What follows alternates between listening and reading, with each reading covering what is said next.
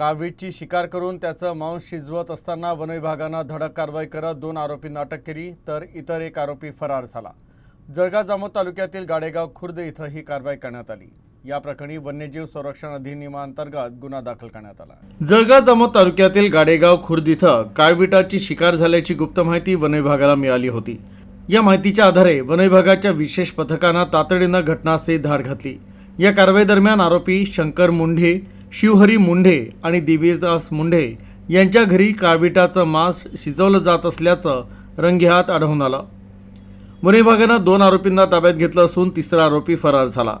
या प्रकरणी वन्यजीव संरक्षण अधिनियमांतर्गत गुन्हा दाखल करत 2 आरोपींना अटक करण्यात आली, तर फरार आरोपीचा कसून शोध सुरू आहे।